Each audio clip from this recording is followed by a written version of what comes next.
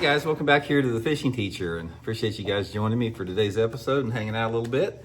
And guys, today we're going to be talking about one of my old-time favorites, one of my favorite flipping and pitching baits and just fishing baits in general in the summertime, and that's the old school ringworm, or this Zoom dead ringer. I'm going to give you guys some tips and advice on fish it today, and definitely think it's going to add up to some nice fish for you guys.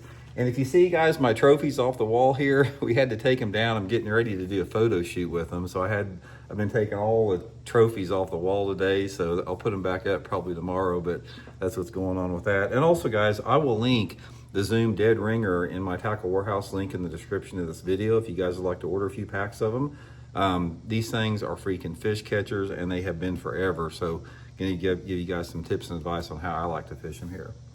Okay, first of all, before I get into the pitching and flipping and the casting, traditional type fishing with it, I want to say that this thing is an excellent spinnerbait trailer. It comes in a lot of different, like clear ones and white ones and chartreuse pepper for spinnerbait trailers.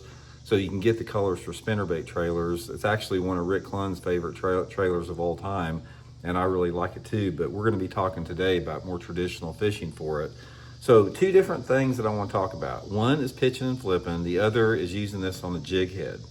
A little ringworm like this, guys, you put it on an 1/8 ounce jig head and just cast it the same place as you were like a shaky head, an exposed jig head on it. I've caught tons of fish like that. But moreover, we're talking about Texas rigging this, and the sinker that I use two different sinkers, a 3/16 or a 1/4 ounce. 3/16 is probably my favorite with it, and I'll flip it like on 17 to 20 pound test Seagarn Vezix line, like a 2-aught hook.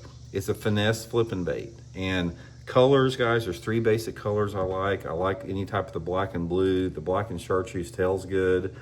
June bug, like that. Motor oil, but those are some of my favorite colors that I use with it. But I want to talk about primarily where this thing excels at and when you want to fish it in today's episode here. Okay, first of all, it is a Finesse bait. It's a Finesse flipping bait, but there's something about the ribs on that ringworm and the little tail that attracts good fish. That bait right there bailed me out. The last Bassmaster tournament I won down at the Mobile Delta in Alabama, I was catching all my fish on the jig for the most part, first 3 days of the tournament, and I was fishing a fairly small creek, and I was making repeated pass back and forth, and by the end of the day, that last day, they were getting conditioned to my jig, and I only had 2 fish in the box on the jig. I put on that ringworm. I put it on 25 pound test mono back at the time with the 3/16 sinker, and I filled out my limit with 3 more fish and won the tournament. So I've used it actually to win tournaments. But here's the conditions I like it with. First of all, it's a stained water bait, but not like a dirty water bait. I like water visibility for that ringworm.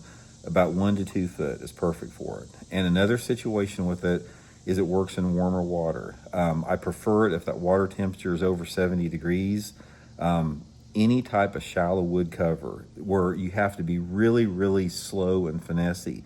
This is a really good bait for those spooky, shallow fish in off-colored water. So if you're in the back of a cove, or if you're fishing the back end of a creek or something like that, and it's quiet, and the water's shallow, and you got a log here, you got a dock piling here, you got a stump over there, sort of like isolated cover, this is when that ringworm excels more than anything. It will get bit when nothing else will. Main thing is like anything else, you just have to know when to throw it, and it's a good mop-up bait. In other words, I rarely just start out with the ringworm flipping it. A lot of times when I'm flipping and pitching, I'm trying to catch the bigger fish first, and I'll use a brush hog or a creature bait or a jig. But just like I said in that last tournament I won, and that's not the only tournament that I've done that in. I've done several tournaments where that ringworm has bailed me out once the fish get conditioned to the larger baits.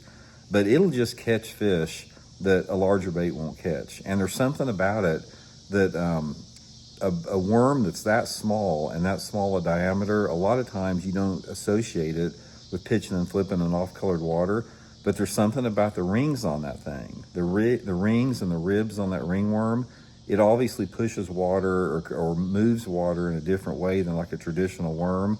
So even though the bait's small diameter and length, it still stands out a bit. It draws strikes in that off-colored water, even though it's small. So anyway, guys, simple video here.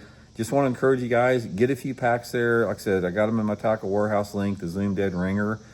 Get you some for a spinnerbait. I'd get like white and chartreuse pepper for a spinnerbait, and then get you 2 or 3 dark colors, you know, for flipping and pitching. And it's good to have them in the boat with you. So hope it helps out.